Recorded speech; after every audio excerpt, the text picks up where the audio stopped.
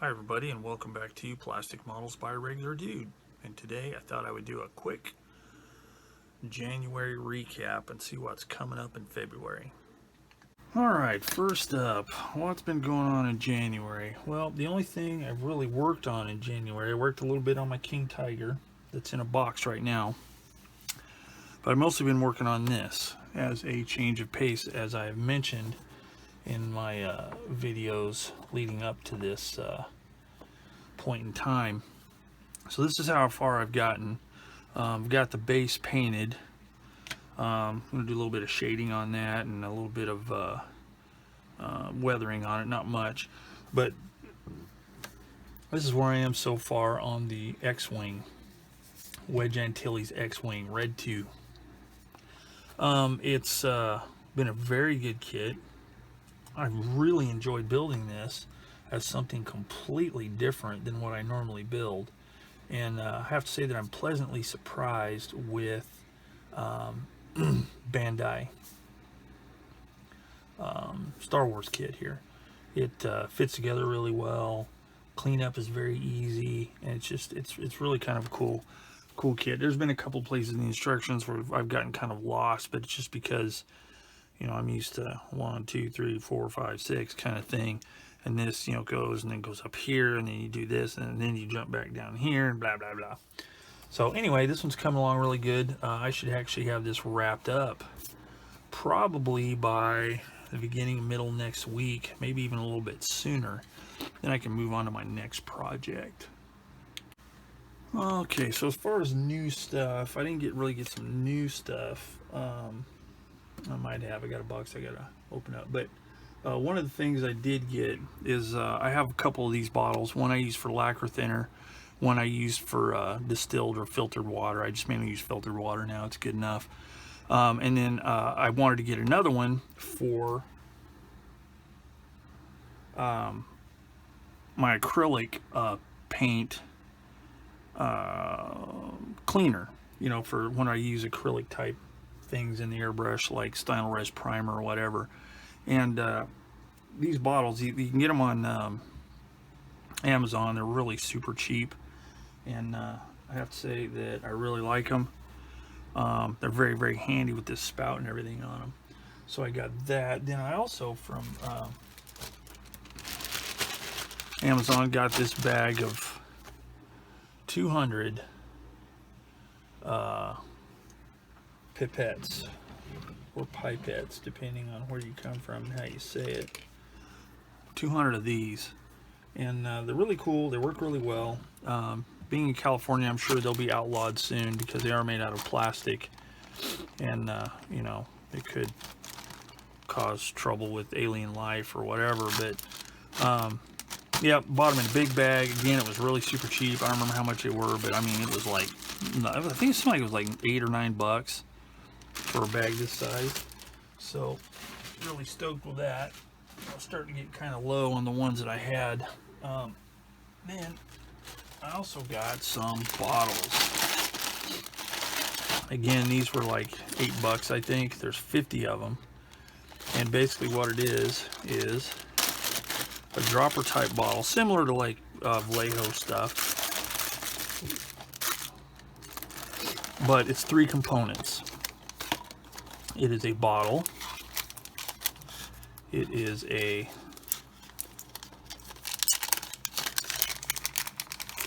nozzle, and it is a lid. And well, I guess what these are for, and they're super easy to find right now. You don't have to look around a whole lot in your in the description on Amazon. I guess they're really popular right now with the essential oil crowd, because you can put samples in these bottles, and it's got these locking collars on it, so you can, you know, lock them in there, and then that way you know they're sealed, and when you break them off, it's just like a twist off soda bottle or whatever. For me using them, I just tear it off because, you know, I'm not going to be mailing this stuff. But it does come with the nozzle and the bottle. And I really like these for, last time I got them, they were more like the Vallejo bottles. Either Vallejo Model Color, Model Air, same thing. Very similar to that. And I liked them, and they're really good bottles. They're just they're a little bit more expensive than these. They're a little bit larger. But one thing I've noticed, if you crank down too hard on them, now this isn't a good example because it didn't do it, but they'll split on the nozzle. And that can be kind of annoying because when you're shaking them up, it can kind of leach out a little bit. But this one, I've got my interior, my German interior kind of ivory color for the King Tiger that I'm working on. So I decided to put it in this instead of the glass jar I had it. And it's really cool. And they're made just the same way. So the big thing will be to see if it has as good a seal as these, because I've got some of this paint in my drawer, some RLM colors that I mixed up a couple of years ago using Tamiya paints, and they're still perfect. They haven't evaporated or anything like that. So see if they last the same, and I think they should, because when I shake them up like that, now it's going to come out just because of flipping pressure in this stinking air. But it doesn't. That's weird. I think it's because I've had a change of temperature in this room. But there's no split in the cap, and none of it, leaches out when you shake it up, except for that time, and it didn't happen until after I opened it up, and then. But they're cool little bottles, and they're good. It's a good quantity. Makes good for shooting it into the old color cup on the airbrush. Which brings me to my next item. Won't talk too much about this because I actually already did a video review of this, but it's this Sparmax Flyer SR airbrush. I bought it just mainly to use for shooting primers and possibly single colors, and so far it's worked out really well. That's the gray Stynylrez I sprayed on there. Worked like a champ. So you can do some more transparent work that you could do, like maybe some camouflage or whatever, but I wouldn't rely on it for that. It just seems a little coarse. It's a 0.4 millimeter nozzle. You don't have quite the control on the paint flow with this mechanism here, which is the cap with the nozzle built in. Works like any other single action airbrush, but just for spraying single colors, primer, stuff like that, it works great. And the price was, to me it was pretty decent, and I think I'll be able to get some good use out of it. And it's cool because it comes with a little stand. It also comes with a cap, so you could, if you had a color mixed up that you were going to be reusing over and over, say on a bigger project, you just cap it off and it's ready to go. You're not transferring it back and forth. So that's kind of nice. It's a nice thing about it. But that is the airbrush I got, so that's pretty cool. And the last new things I got some flat clear XF86 Tamiya acrylic. I haven't used the flat yet, so I wanted to give this a shot. I generally use, for my clear coats, for flat, if I can find the bottle, I usually use, oh, here it is, Model Master Acryl Water Wash Up, a flat clear. I usually use this. This works really good. I really like it, but being an acrylic, if it sits too long in the color cup, it can be quite a pain to clean up. So I decided that I wanted to give this a try, so I got the small bottle, because I used the X22 clear, and I really like it, and it's easy to clean up because it's easy to clean up with lacquer thinner. It dissolves it really well, and just makes it really easy to clean. Now, if I were doing as a barrier for certain things, I would probably still use the acryl, but I really want to try this as kind of like a final flat clear coat. So we'll see how that works. Should be pretty good. I really like Tamiya products. They work well, and generally don't give me any hassles. So also I got these Infinity premium zebra sanding sticks. Now the reason I got these is because they are water washable. They're supposed to be really durable.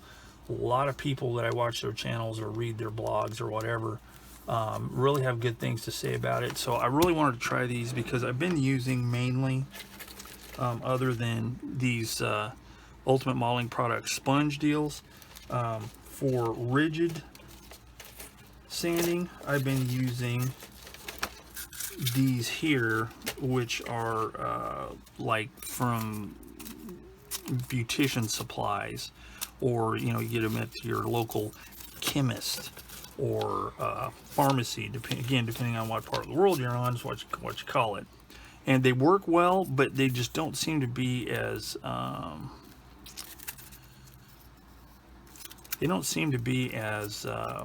durable as these are supposed to be. So I figured I'd give those a shot, and if so, then I can eliminate some junk out of my drawer. Now, I want to say that I did get these from Hobby World USA. That's a place I order, especially paints and stuff, because they carry Tamiya stuff. And because I don't have a local place to get Tamiya paints from, so I generally order it from them unless I'm ordering something else that they don't carry, and I need paint at the same time. I'll get it from somewhere else. But if I'm just ordering paint and stuff like this, I get it from Hobby World USA. And the reason I do is because his prices, he's a very small business.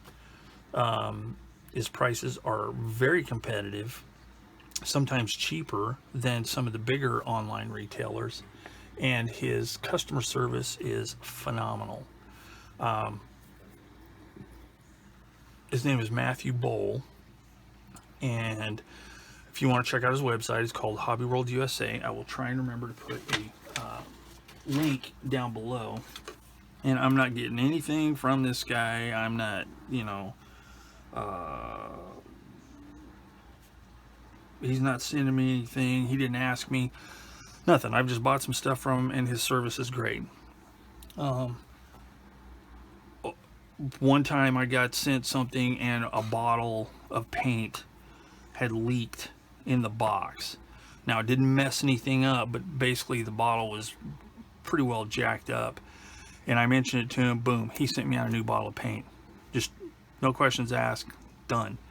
And for some crazy reason, every time I order stuff from him, it'll say I'm going to get my shipment on such and such day, and I get it the day before. It's always one day shorter, and it's that under promise over deliver thing. But I don't know how he's able to do it through the U.S. Postal Service, but he does. But anyway, I'd recommend giving him a check. Checking his stuff out if you're in the States. I mean, if you're from another country, it might be kind of cost prohibitive, like anything coming from the States going overseas. But I just wanted to give him some quick props. He has really good customer service. He has a decent selection. He has a really good selection of paints. He has like a lot of different paint stuff, paint brands and stuff like that. So just give him a check out if you want. I doubt he'll steer you wrong. So that's pretty much the wrap up for January. So what is going to happen in February? Well, since it is the 31st, I'm going to finish up the X-Wing, get that done.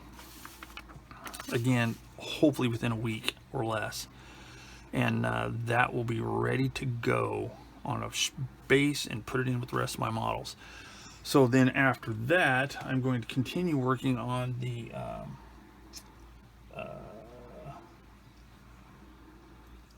Porsche turret. I know that's incorrect. King Tiger project that I'm working on. The one with the full interior by Tacom. So I'm going to continue working on that. And this is where I am on that. I've got the interior weathered up. Mainly just got it kind of dirty, did a little bit of oily stuff here and there. just not a, I didn't go overboard because it's not going to be seen in the way displayed. It's not going to be like a battle tank. It's going to be a museum display. I want to put it on a base like it's in a museum with little ropes, maybe a couple of figures, something like that. So, you know, it'll be obvious that it was used at one time, but it's not going to be all beat to death and really dirty. So I'll continue working on this because this is a project I'm working on off and on, just because I don't want to burn out, because it is such a complex build, but it is very funny. So Patrick Schaefer, he's the one who sent me this kit. Thanks again. I'm having a really great time with this kit, and it is really, really fun to build. So the only other thing that I'll probably start on this month, February that is I have a couple of Shermans, and I'm just going to build a Sherman again. I'm just like, I keep seeing all these awesome Sherman builds, and I'm just like, oh, I gotta build one.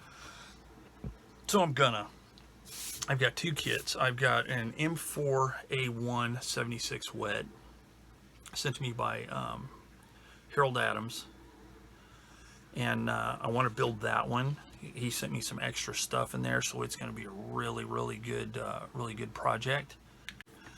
But I also have, that's an Asuka kit, and then I also have an Asuka M4A3 76 wet VVSS.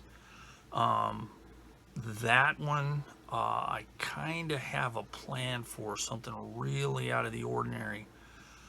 So depending on what kind of research I can get accomplished and, you know, pick the brains of the experts, I'll either build bone stock right out of the box, or I'm going to have this really cool project. But I'll talk about that later once I figure out a little bit more about what I want to do. But should be a really, really cool kit. So that's kind of the one I'm leaning towards first, and then do the M4A1. You know, down the road a little ways.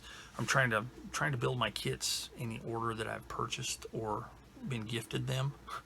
And man, I'm not very successful at it, but that's what I'll do.